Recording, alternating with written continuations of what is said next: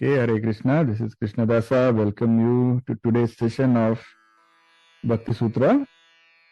Om Ajnana Timirandasya Jnananjana Shalakaya Chakshurum Militamena Tasmai Shri Guruve Namah. Om Namo Narayanaya. Om Namo Narayanaya. Om Namo. Om Namo Narayanaya. Om Guruji? Namo Narayanaya. Om Namo Narayanaya. Yeah, I was going to say that. So I recently took initiation for Atma Kriya Yoga, and the particular Guruji I have, they advised me to try Om Namo Narayanaya because it probably vibes better. So it's the same thing. Yeah, it's a progression. Yeah, what did you say, Lakshmiji? Pragalad and Om Namo Narayana only he always said. Yes. No, actually, it's whatever vibes well with you, you can pick that. So Om Namo Bhagavate Vasudevaya is also the one I was doing. It was also vibing, but there we are going through the father. So we are saying son of Vasudeva and we are trying to approach him that way. Om Namo Narayana, we are going directly to Krishna. So this probably may vibe better with a lot of you. I tried this also and it seems to vibe better. And more than anything, I'm just trying what my teacher is telling me to try. Okay. So we are also trying what our teachers tell. Really grateful for that. The teachers always mean well. So yeah, it's good. Everything Bhagavan Namam. Yeah, it's all God, you know. So I've been looking for, like I've done Kriya Yoga before also many times, but a lot of Kriya Yoga is very kind of, the term is very loosely used these days in the market, and a lot of people are capitalizing on the popularity of the term. So everybody says Kriya Yoga, but basically there are very few who actually do it the right way. And even among people who do it the right way, there are two divisions. One of them treat it more like a yoga, which is like Ashtanga yoga, kind of a yoga. So they treat it more like something that will help them from that perspective. And there is this other school which treats it more as something that they can integrate with Bhakti Yoga. So because I'm teaching Bhakti Yoga, this just happened providentially. I was chatting with somebody, they referred me to somebody, and magically, like, somebody told me, hey, you should be in one of my satsang group. And I'm like, yeah, I didn't know there is a satsang group in Canada. Add me. And they added me, and then somebody was calling me. They were saying, why don't you come for a satsang program? They were calling me today. So I said, I'm sorry, I have my Bhakti Sutra class. They're like, what? You're doing Bhakti Sutra? I'm like, yes. They're like, then you should do our Atma Kriya, which is integration of Bhakti with... okay, I said, okay, introduce me to your teacher. So the teacher took an interview and she said, oh, looks like maybe you are ready. So I said, if you think I'm ready, let's start. So we had a session. The teacher is 68 years old, but still very... so I found a lot of genuineness and... so let me see how it goes. I made a start. I made a commitment. So I will try to stick with it. So Om Namo Narayanaya is starting, and we go from there. And once I become proficient, I'm happy to introduce you all to something similar, whoever is interested. So let us start with today's Bhakti Sutra. So we have Q&A, Shlokas 25 to 33. Does everybody remember their questions? I don't know if everybody is here today. So one question has come which says, in the Bhakti Sutra it is said, when someone has unalloyed devotion for God, they acquire the same good qualities as the demigods, such as religion, knowledge and renunciation. Can you explain whether this religion is like material religion or some other religion in the spiritual realm? Whose question was this? This is your question. Okay. You want to clarify a little bit? Or? Yes. What was the religion part that they were talking about in the spiritual realm? Got it. Yeah, so in the context of Narada Bhakti Sutra, the term religion does not refer to material religion, not like the one we follow. because the term religion refers to spiritual qualities and practices that one develops as a result of devotion to God. Even when Krishna says religion, Krishna is talking about those affiliations, those spiritual qualities, those practices that we are attached to. That is what Krishna calls as religion. And so, see, in the Bhakti tradition, the ultimate goal is to cultivate loving relationship with God. And this relationship is based on devotion and surrender. But then this requires a deep understanding of the spiritual principles.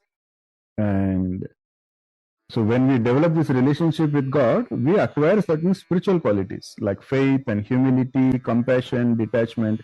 See, we always say we have to let go of pride when we want to develop our bhakti. And we also discuss it is like a feedback loop. So we let go of pride, we develop bhakti. But when we develop bhakti, more pride goes away. So it's like a feedback loop that fills itself. So when Narad is saying that one who has unalloyed devotion to God acquires the same qualities as demigod, he means they develop a deep understanding of spiritual principles and practices. And they cultivate the qualities which are necessary to deepen their relationship with God. That is what it means. I hope that answers your question. There is one more question, I don't know who sent it. According to Narad in Shloka 25, why is Bhakti superior to Karma, Jnana and Yoga? Okay, maybe someone sent it who is absent today. So basically, Narad explains that Bhakti is superior to Karma, Jnana and Yoga because it leads to the attainment of this ultimate goal of life, which is love of God. We discussed this even in Bhagavad Gita. Karma, Jnana, Raja Yoga, they are all important, but their ultimate goal is not Chapter 12. direct realization of God. Whereas Bhakti, the only goal of Bhakti is that direct realization of God. And also Krishna himself has said that when you mix Bhakti in the other yogas, those other yogas also become perfect. For example, Karma Yoga. You mix Jnana to it, it becomes Nishkama Karma Yoga. But then when you mix Bhakti to it, that is when that actually elevates you.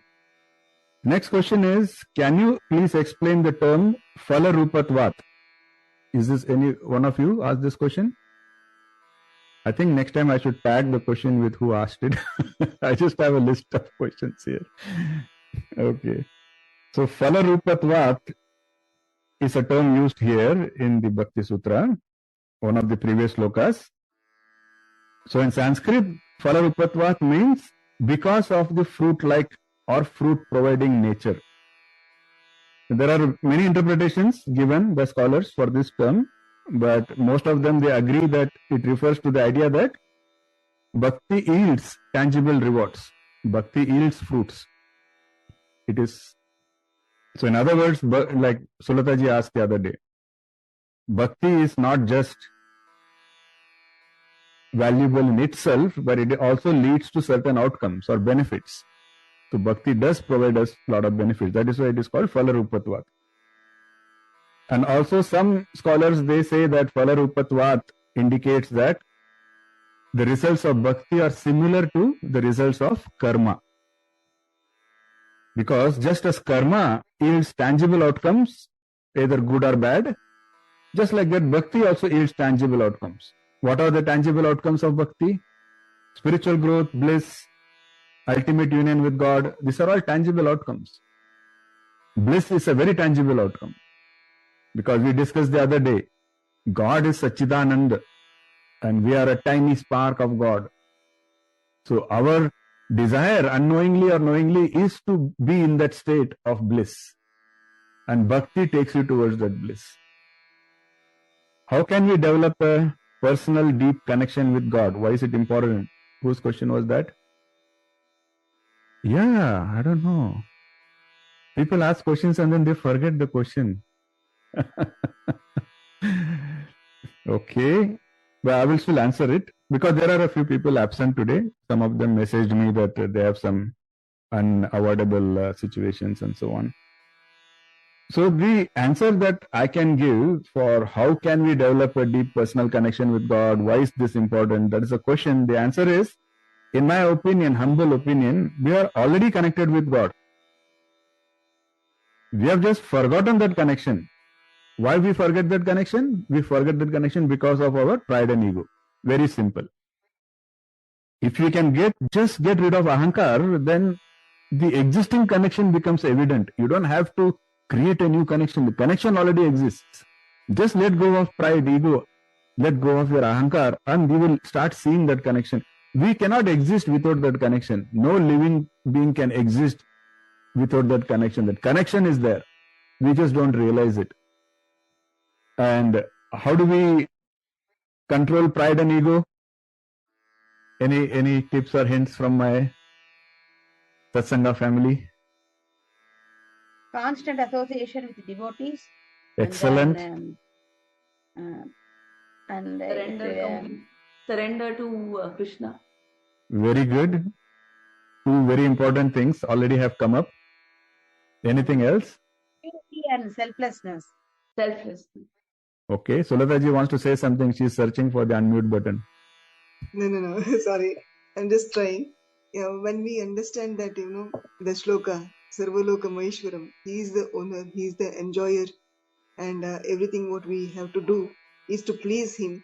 So there is no sense of ownership here. And when there is no sense of, there is no anchoring, and the pride and ego thinking that credibility will not be there. Excellent. So no sense of doership, no sense of ownership. Bhoktaram Yajnatapasam Sarvaloka Maheshwaram.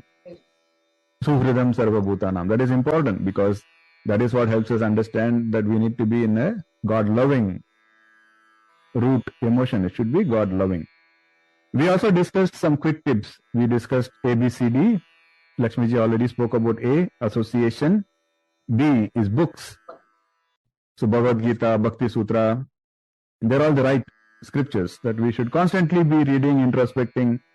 We are doing the right thing. C is chanting the holy name of God.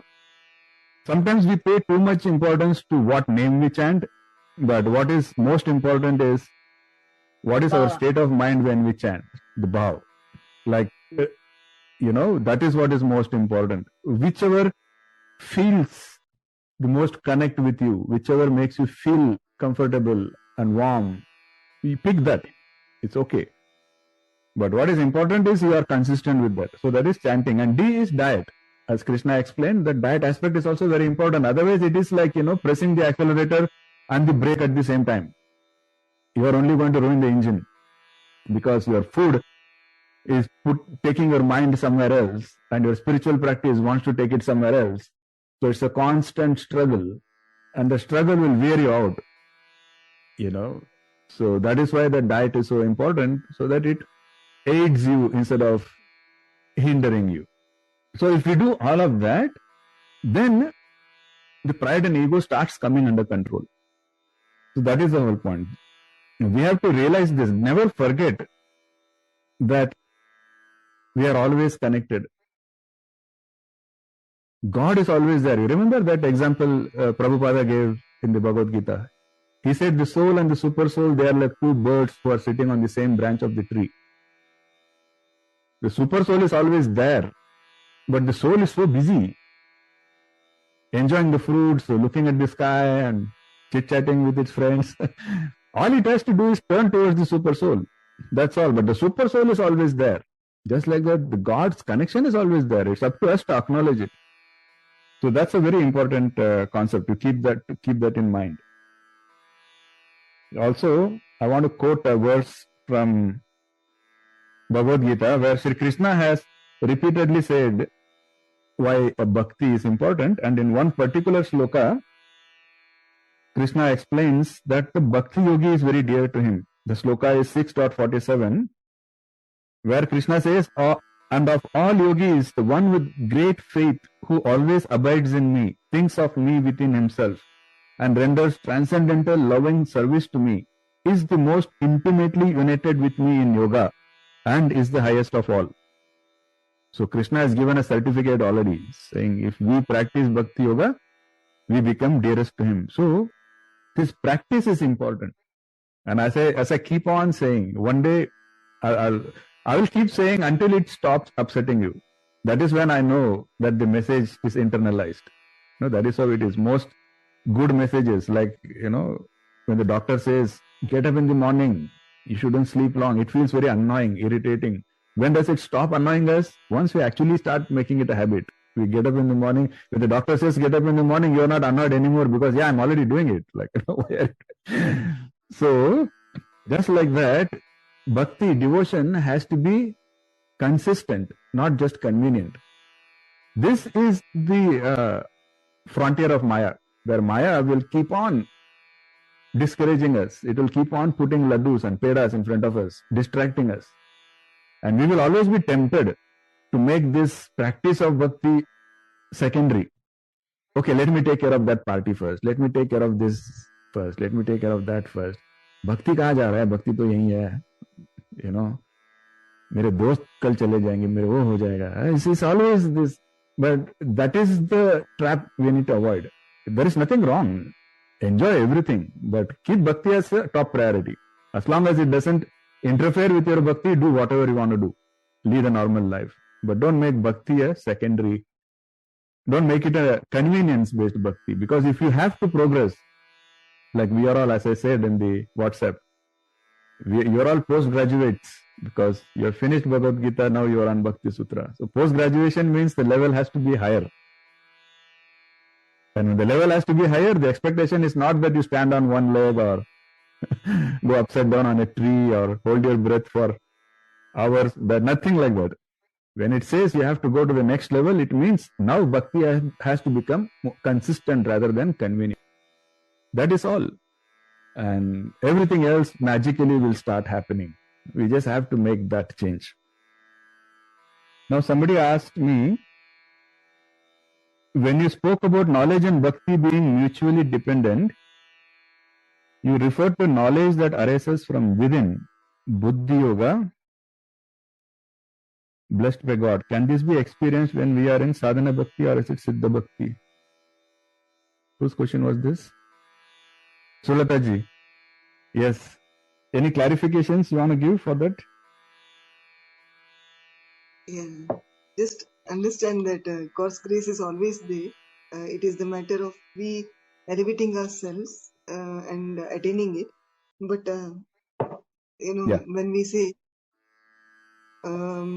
Vedanta and all, we will not have that knowledge. So this Buddhi Yoga is the only one which when we are in this path we can rely on. So just wanted to understand that. Correct. Your understanding is right. So basically, the final part of your question says, this Buddhi Yoga, can this be experienced when we are in sadhana bhakti or is it in siddha bhakti stage? That is your concluding part of the question. So in my opinion, it is both. Our intellect gets the right direction when we are practicing bhakti, and it gets the absolute divine knowledge once you attain siddha bhakti. You have to first start directing your buddhi in the right direction. That is sadhana bhakti. And then it reaches its destination, ultimate knowledge, in siddha bhakti. So again, 6th chapter, the golden chapter when it comes for bhakti yogis. Sri Krishna has said in 6.21, what has he said? That which is perceivable by the intellect and is beyond the purview of the senses, which when realized brings about supreme joy, that knowledge is said to be of the nature of the truth. And having realized it, one does not fall back from that state of realization. So Krishna is talking about what is buddhi, what is knowledge, and what is the right knowledge that we should seek. So when you attain the state of siddha bhakti, you will experience ultimate bliss which is beyond the senses. The senses cannot perceive or comprehend it. That state is also called as samadhi. So siddha bhakti, if you say I have attained siddha bhakti, means you have pretty much reached the state of samadhi. It's the same thing. Now in this verse 6.21, Krishna is describing a type of knowledge or understanding that you cannot get through your senses, which includes your eyes and your ears. You cannot read about it, you cannot hear about it. But it is only grasped directly when you reach that stage of samadhi, when you get siddha bhakti. Then that ultimate knowledge comes to us, direct download. But then, and Krishna says, once that happens, you will never fall back. So there is no risk of you ever falling back. Till then it is a game of snakes and ladders. You make some progress, you fall down, you again go up, you again fall down forever. But Krishna says once you reach that samadhi means you have reached box 100. So you have won the game. Then no more roll of dice. But the point is to reach that. You need consistent sadhana bhakti. So that is why sadhana bhakti and siddha bhakti, they both play a role. Sadhana bhakti keeps you on the right path. I hope you remember Krishna said in the Bhagavad Gita that he will direct your intellect in the right direction. He's not going to force you.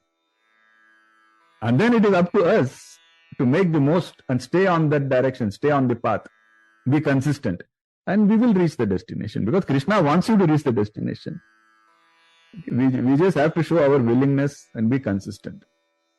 So sadhana bhakti and siddha bhakti. So when you do sadhana bhakti, Krishna turns your intellect in the right direction, and then you keep it in the right direction, be consistent, then you get siddha bhakti, and in siddha bhakti you get the ultimate knowledge.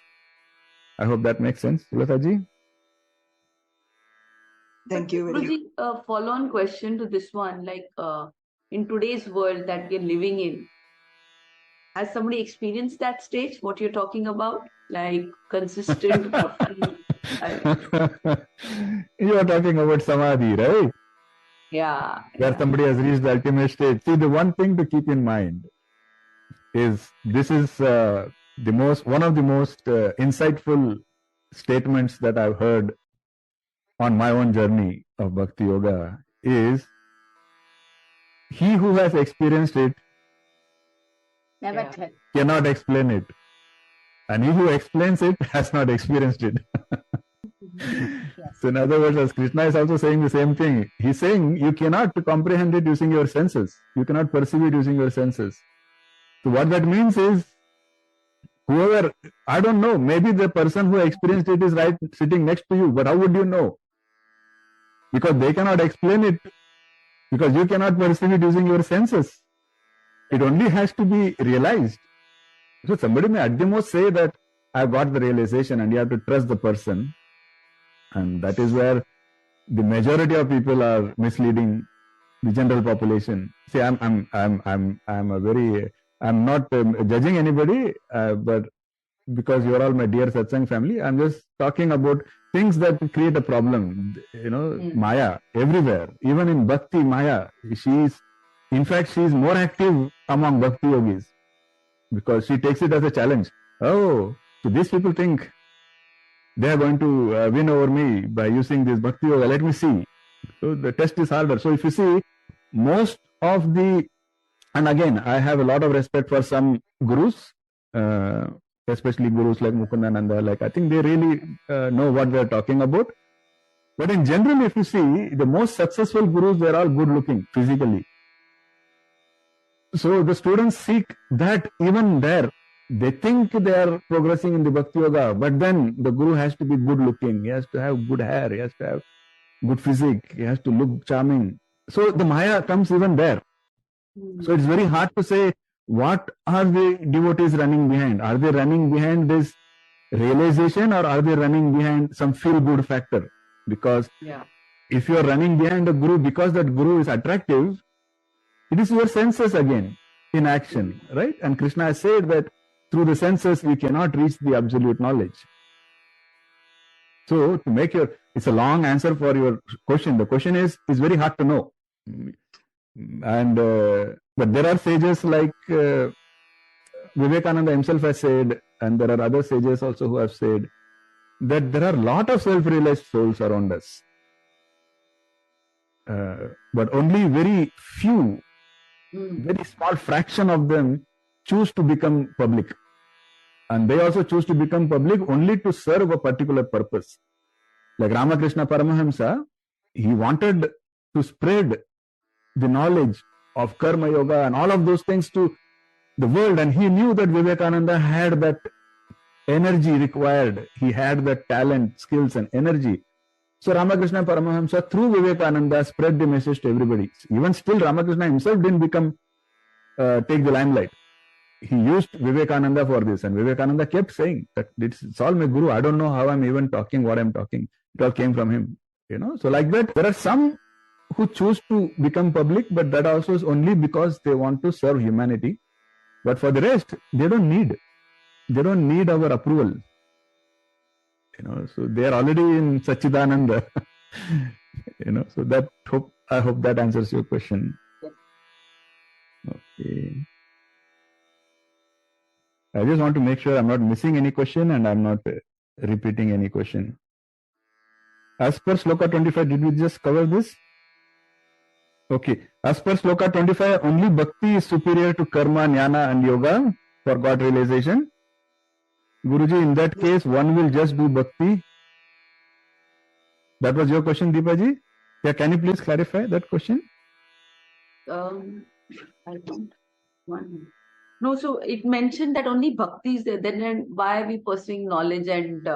Okay. So your question says, one will just do Bhakti and they will leave aside their karma and also not focus on acquiring Jnana. Okay.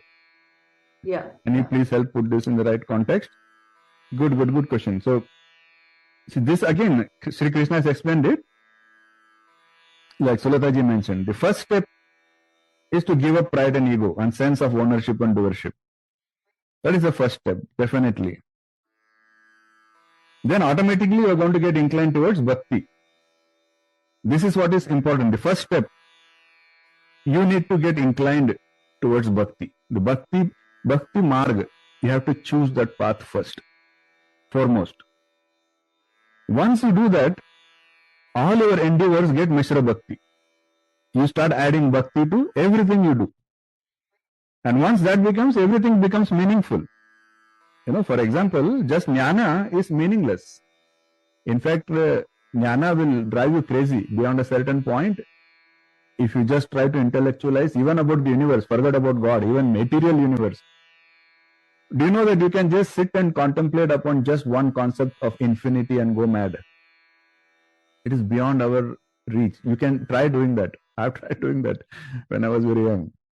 It can drive you crazy. So Jnana is also not meaningful until you put Bhakti into it. And then you want to know God. That Jnana becomes meaningful. And Sri Krishna also explained how thought, speech, actions, austerities, everything are sattvic only when they are performed with humility and purity. All of this makes sense. Say, I'm giving you different pieces and we have to put them all together now. So the message is not that we should do Bhakti and not do anything else. That is not the message. The message is we should do everything with the bhava of Bhakti. See the difference. And Krishna has continuously repeated so many times that you cannot avoid your rightful actions. You cannot avoid your duties. You have to do them. So karma is important. But don't try to become a karma yogi. Some people do karma because they want to become a karma yogi. Just like that. Knowledge is important. But your goal should not be to become a great Jnana yogi. Dipali the great Jnana yogi. That shouldn't be the goal. The goal should be Jnana is important, but it has to be directed towards God. Add Bhakti to that. So again, the message is not that do Bhakti and not do anything else, but the message is do everything with a bhava of Bhakti. Add Bhakti to everything. It is like Indian cooking. Put haldi and mirchi in everything. It doesn't matter what is the vegetable, poor vegetable in the frying pan. In everything there has to be haldi and mirchi, right? That is like that. Add Bhakti to everything we do and everything becomes tasty. Okay. Nice. Shloka 27 refers to lack of pride and need for humility. How does self-respect and assertiveness fit in this case? Whose question is this? For you again? Okay, good question. Can I ask you a question? Like when you say self-respect, what is this self that you are talking about? In the daily context, one always says that ensure that you respect your own self. I mean, how do I explain? Yes. No, I understand.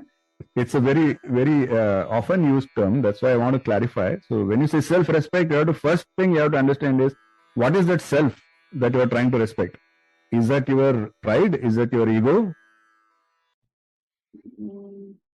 Or is it your true self? True self. True Because self. nobody can hurt your true self. Nobody can insult your true self. Your true I self would is say beyond any insult. True self is beyond any hurt. See, I'll give you a very crude example. We have all dealt with children at some point in our lives. Let us say a 2-year-old child which has just learned to talk but doesn't even know what it is saying, copying words from elders, looks at you and says, idiot. You start laughing. Right? You are not offended. It is a 2-year-old child. Why are you not offended? There are two reasons. One is you believe that the child is ignorant. The other is you know that you are much more mature than that child. So in other words, the 2-year-old child, there is no way they can actually insult you or make you feel bad. It's not possible. No matter what the child does, even if the child throws a stick at you, it's not possible for you to feel insulted because the equation is very clear.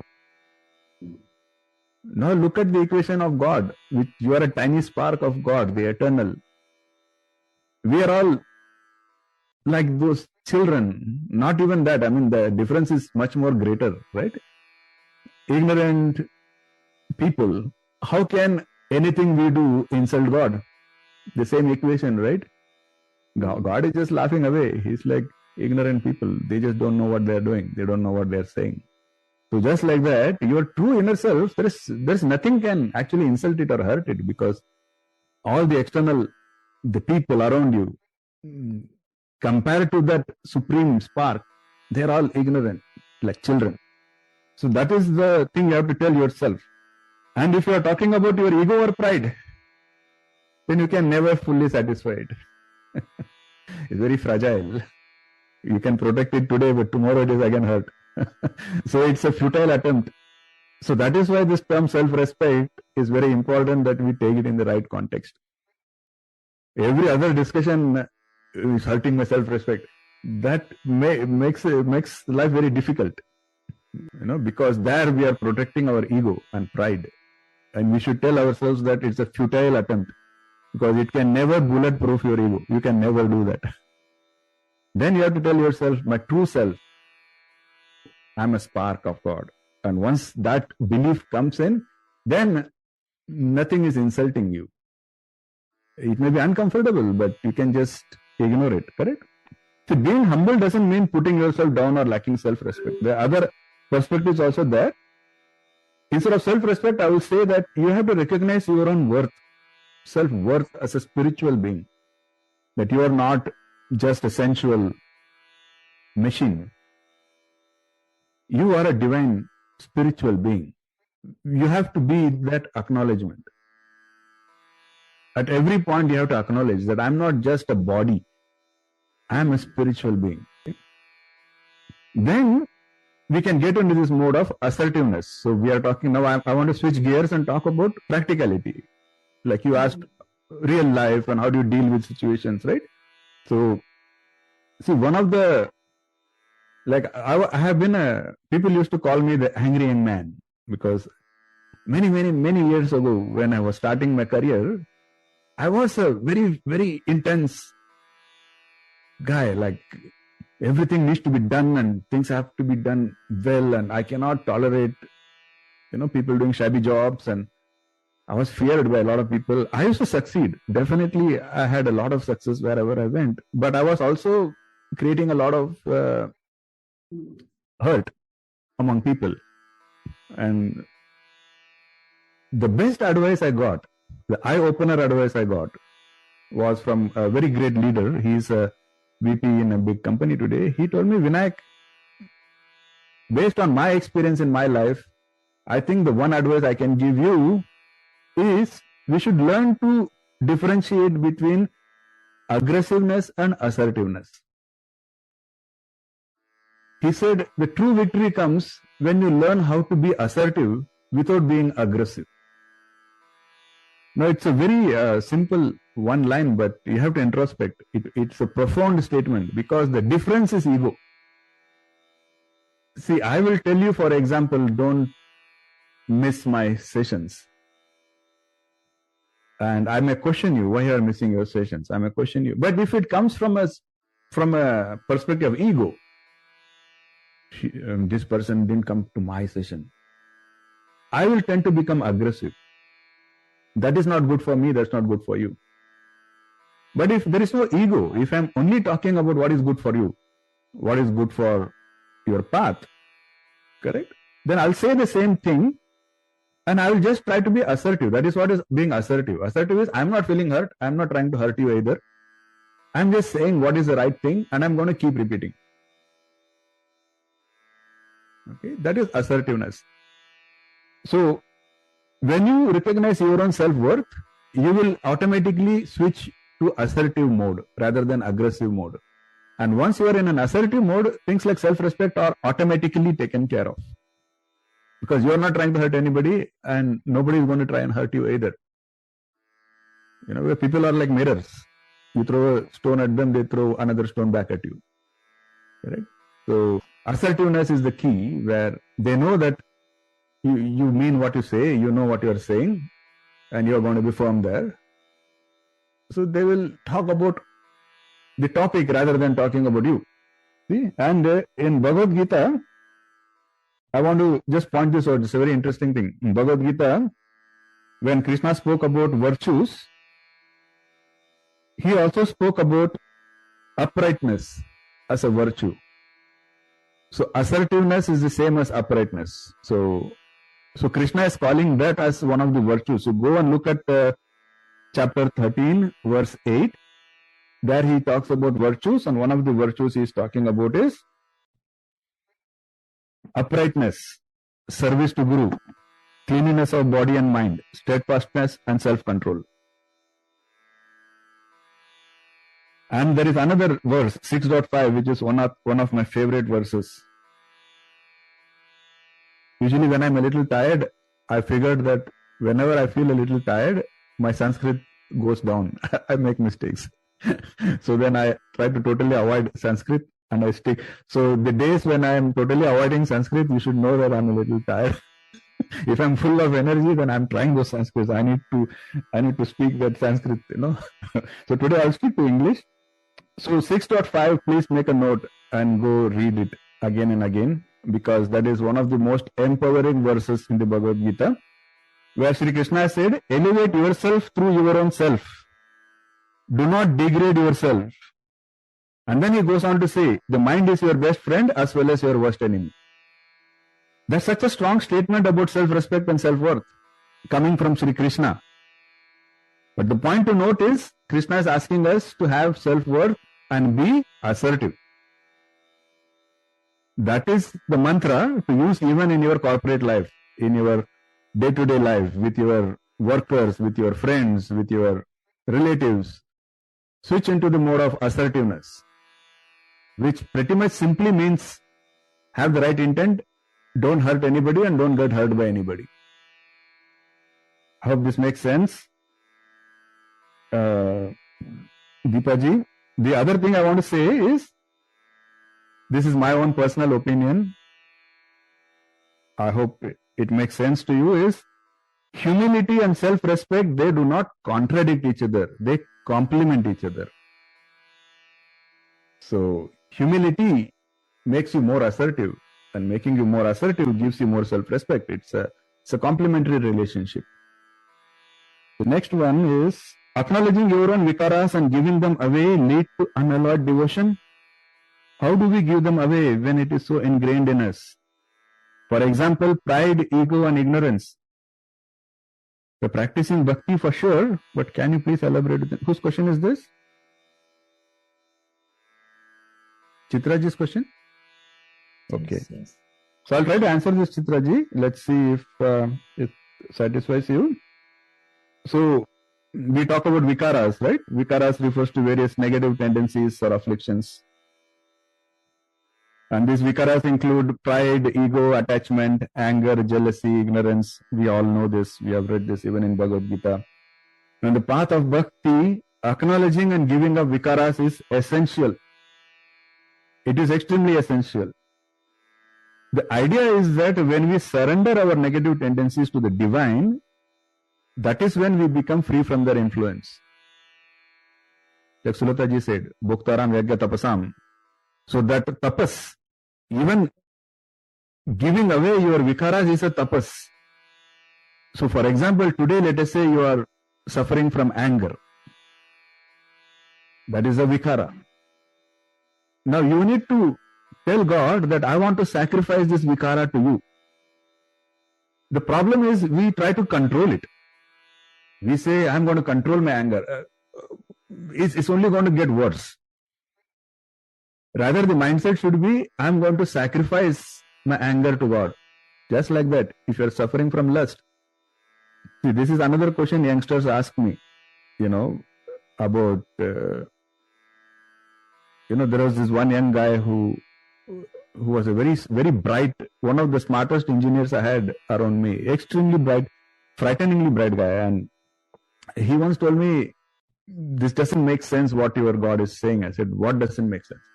He said, your God says that sex is bad, but then humanity cannot, grow without that. That is a kind of a biological thing. And he went on. And then I had to point him that in the entire Bhagavad Gita, the word sex doesn't come. Krishna has never said, that is not what he has said. He has only said lust is bad. What is the difference? The same difference between saying earning income is not bad, but greed is bad. Because when you are in a mindset of greed, the only thing you can think about is that money. I want more, I want more, I want more, I want. You are not thinking about anything else.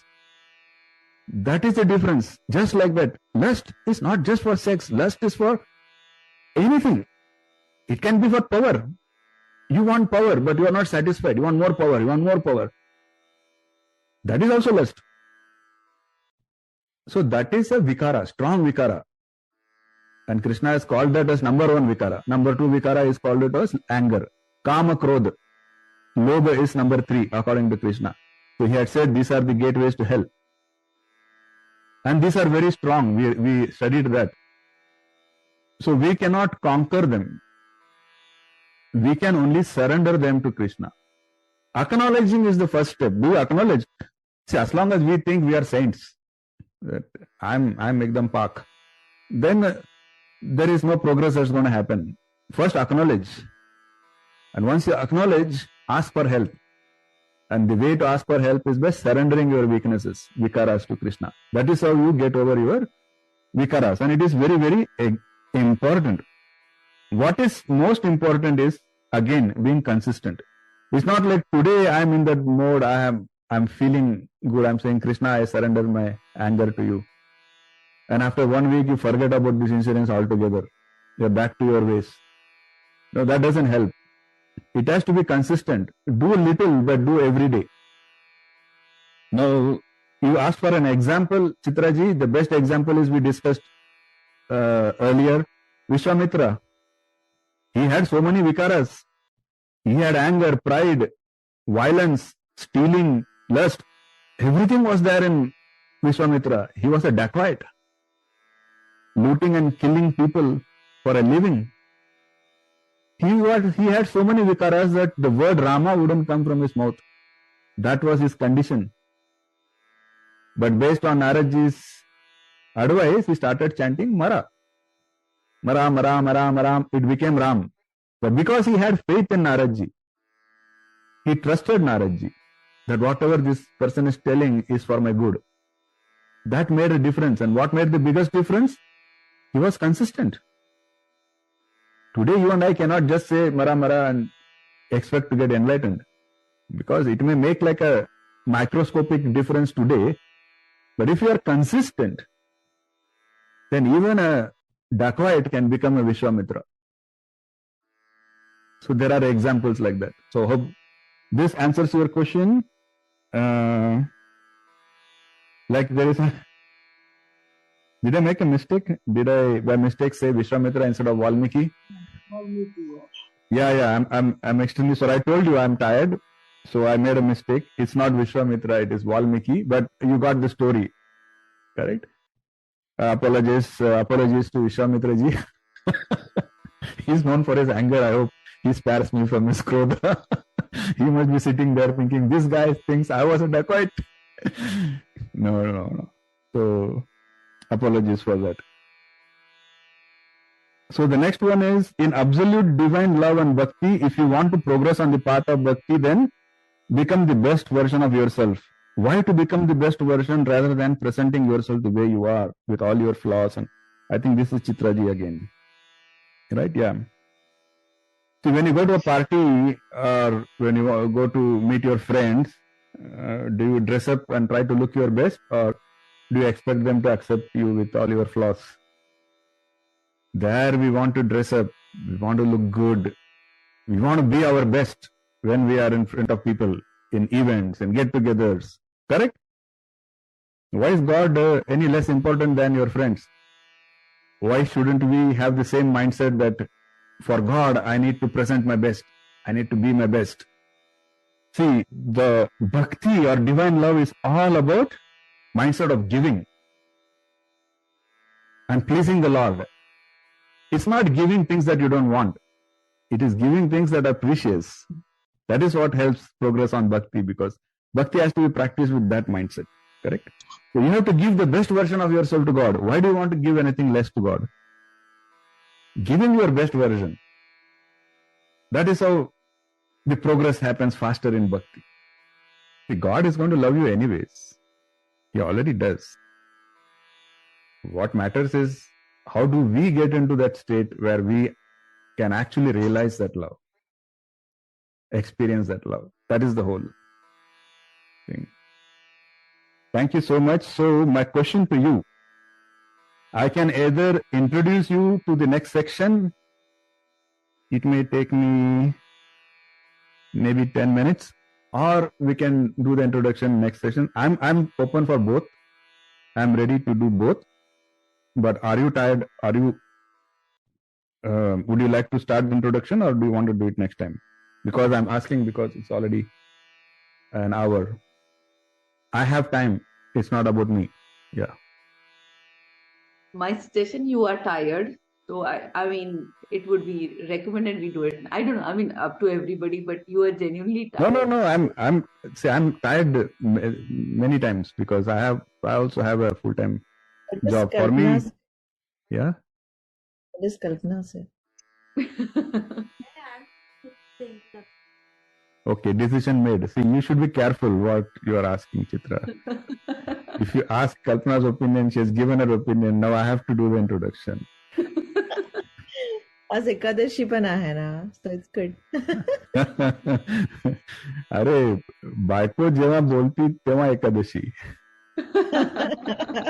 अगदी त्याच्यासाठीच विचारला.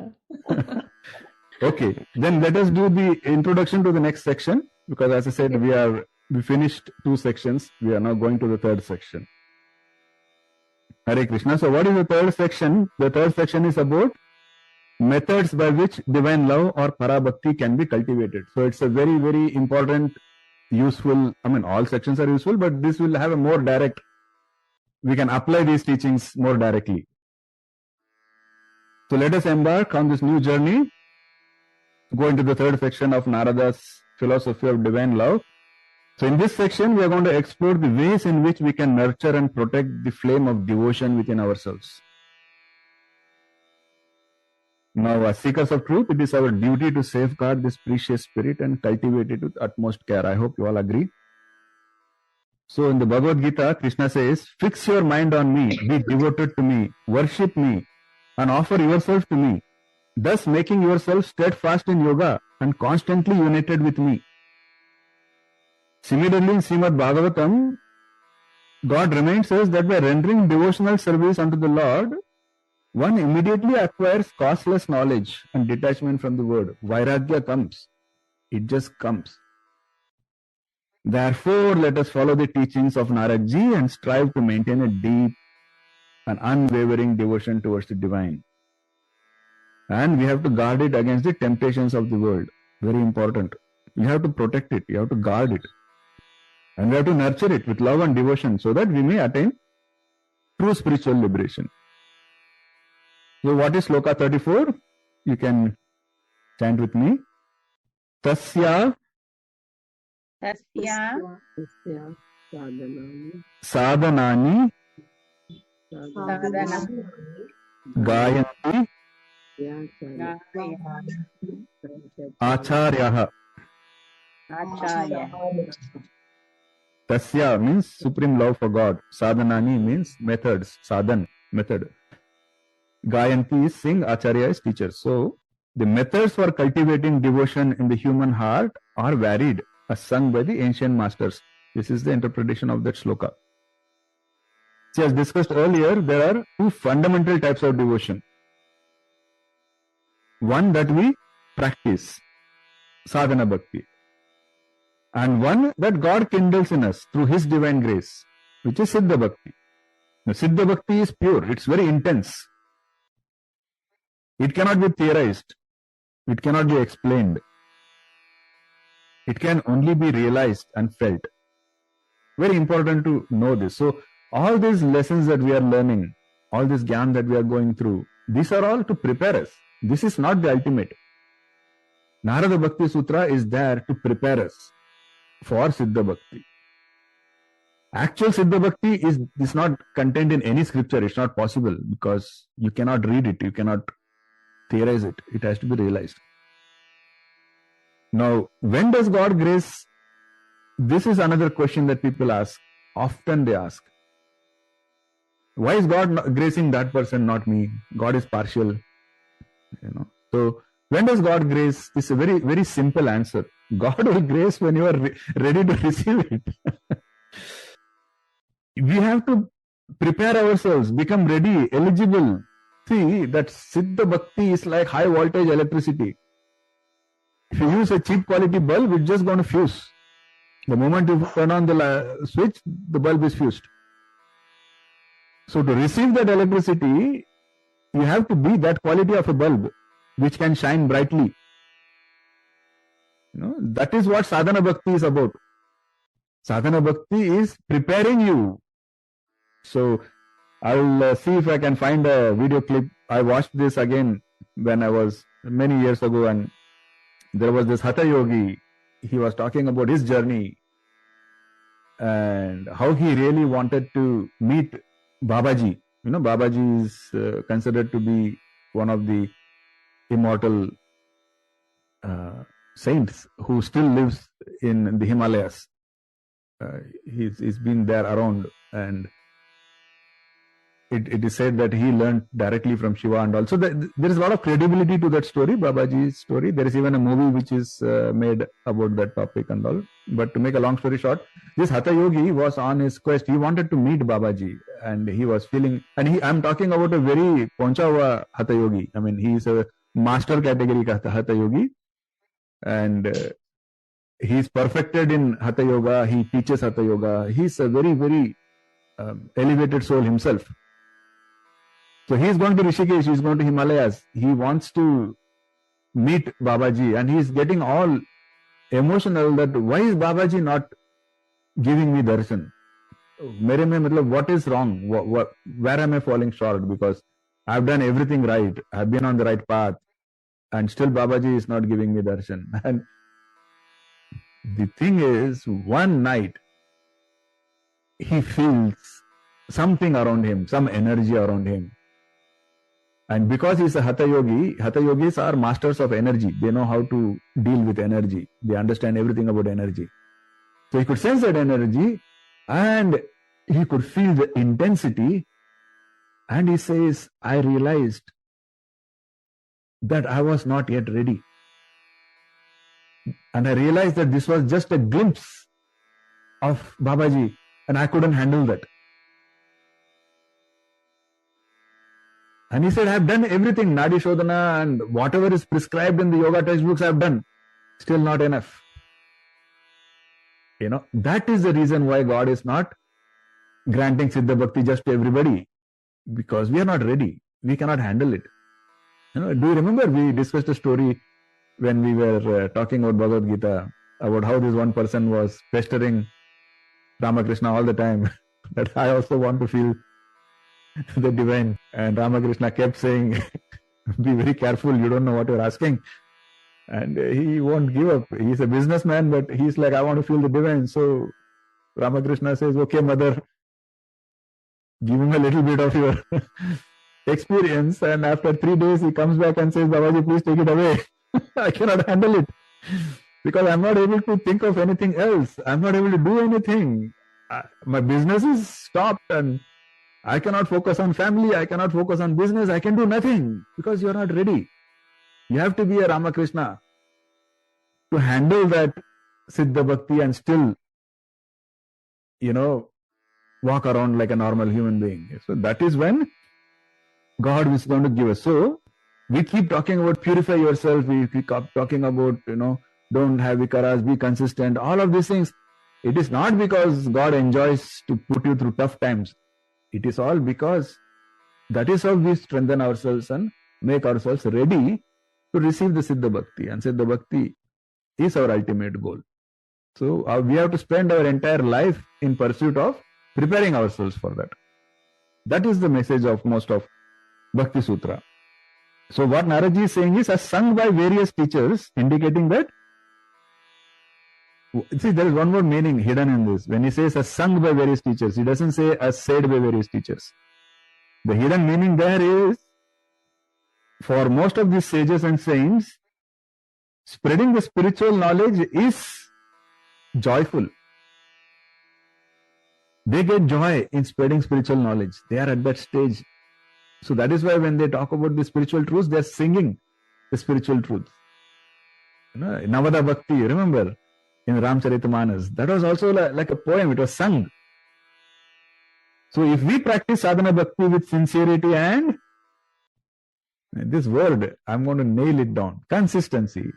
Sincerity and consistency, God will certainly grant us Siddha Bhakti. So in the 4th chapter, Lord Krishna assured us. What did Lord Krishna say? He says, in whatever way one surrenders unto me, I reciprocate accordingly. Everyone follows my path in all respects, O son of Pratap.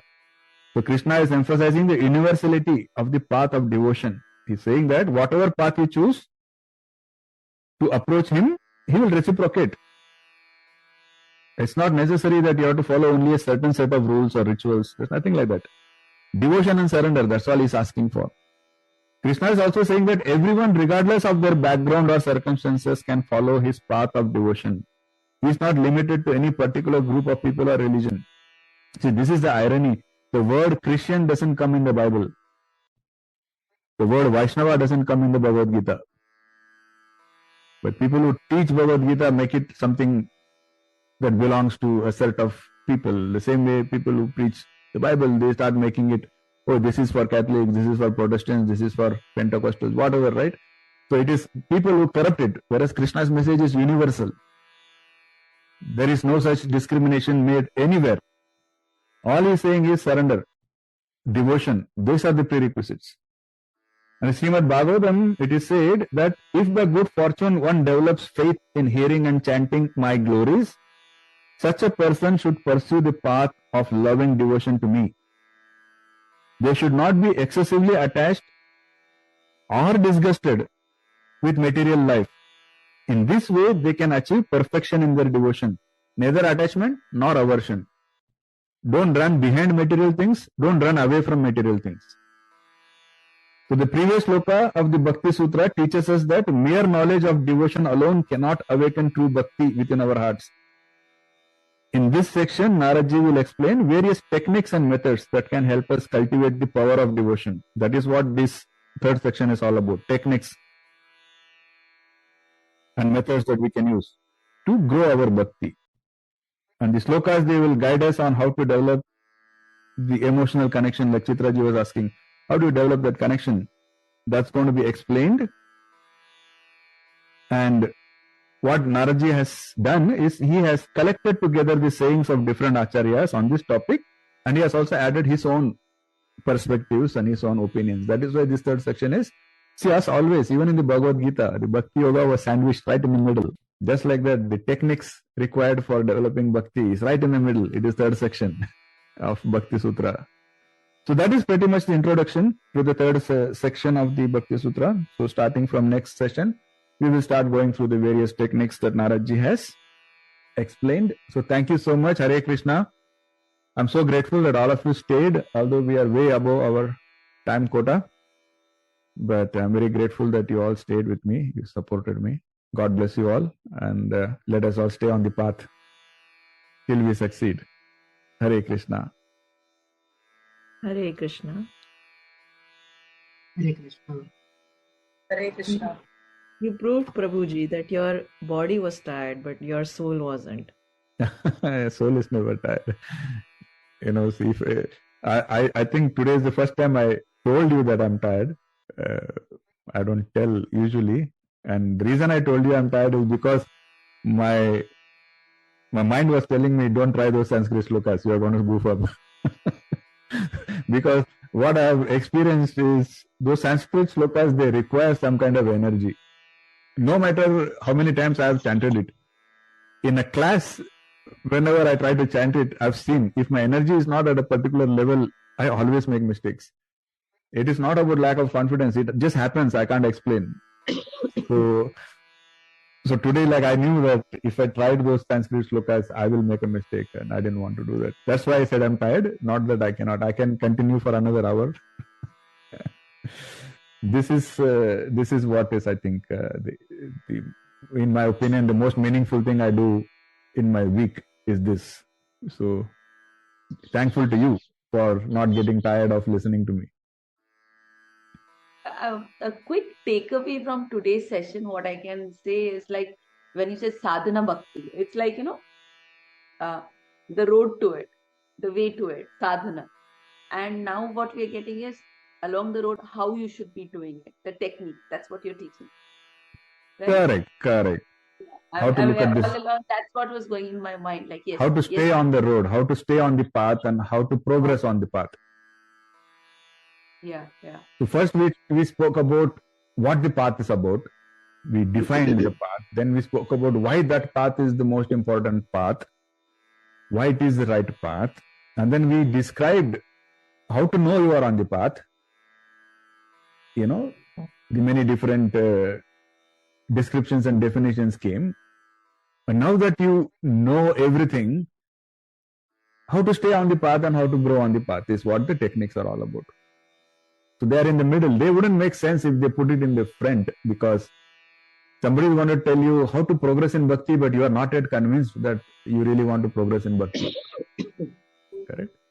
So Narad is making all the cases so that by the time we come to the third section, you should already be convinced that Bhakti Yoga is the right path, Bhakti Yoga is the supreme path, Bhakti Yoga is dear to God, and I want to be on that path. Are you convinced? Hopefully you are. Then now that section starts on the techniques for making you grow on that path. Right. Thank you. Hare Krishna. Yes, Sulataji, you were saying something? Yeah, I just got reminded of the beautiful example which you had given earlier. When we are talking about this jnanis who want to intellectualize God and bhaktas who want to realize. The example of monkey with its baby and the cat with its kitten. Yeah. So where monkey's case, the baby has to catch hold of the mother tightly, so that by its own efforts, when it moves from one tree to another. But in the case of like jnanis have to make a lot of effort, and it is complex also. To make their self effort to hold on to it, and then when in the case of cat holds the kitten. Cat itself holds it by all its grace. It looks like it's biting, but it's a smooth way of safest way of holding it and taking it along. So it should be like that. I think bhaktas will be more exposed. There's chances of course, divine grace. That's referred to here. I think. Thank you. Beautiful example. Yeah. So basically, as long as you are depending on your own will, your own intellect, you are like that monkey baby where you have to hold tight. Yeah. And make sure you don't fall away. Whereas when you are in a mode of surrender and when you are on the path of bhakti, when you grow on that path, you have to cross a certain threshold. Once you cross a certain threshold, you become like that kitten where God will hold on to you. you know. So thank you. That's a very beautiful reminder, definitely. And so by the third section is not too long. My humble desire or my humble request is just for the next 3 weeks or 4 weeks, try to prioritize. I'll tell you something now. Whoever wants to drop can drop. I won't feel bad. I was actually enrolled for Kriya Yoga initiation with another Guruji, with another agency. I'm calling them an agency because they do a lot of preparations for this. It's logistics involved. And they told me that I had to be away for a weekend, including a Friday. And I was telling them, is it possible to avoid that? Because I really don't want to miss 2 or 3 classes, because I don't want to break the flow, especially Bhakti Sutra. I feel like commitment I have also given, right? But it was not working out because they said there are so many people already committed and everything. And you won't believe, I was just telling myself, I hope there was a way to avoid this, because I really want to do that Kriya initiation, because I've done Kriya myself and I know I need a better guidance. So I wanted this kind of initiation. And this comes out of the blue, least expected. The Guru came to me, which is something that I never expected. I have been running behind teachers all my life. And here I was just making a very simple wish saying, is it possible somehow I can have both? Kriya initiation also happens and I'm not missing my classes also. And you won't believe, out of the blue, this just happened. And the Guru came to me. A Guru I didn't even know about, which I was not even seeking. What I'm trying to tell you is, if the will is there, the universe will make way. So we should try to be consistent for the next, at least till we finish the remaining part of Bhakti Sutra. This kind of a opportunity, this kind of a privilege to be with this satsanga may not always present itself. So let us make the most of it. That's my request. I don't seek anything else. But that consistency, if we can try and maintain, at least till we finish the rest of the Bhakti Sutra, I think that will be really a precious thing for all of you to do. So thank you so much again. And today, thank you. Special thanks for staying with me for 1.5 hours. Big honor and privilege. Hare Krishna. Hare Krishna. Thank you. Poonamji, were you saying something? No, I'm saying thank you. No, we have well, achieved something. We have achieved something. most welcome. Spending time with you. I missed one session. Feeling very bad about it. No, I'm not trying. I'm not taunting anybody. Please don't take it that way. No. I'm telling you, it is my guilt what I'm talking about, my feelings. I don't want to really miss. No, you have been very regular so far, and I hope God gives you the opportunities to stay. Yeah. Chitraji, you were saying something? I was saying, has the recording stopped? You're still recording, no? Yeah.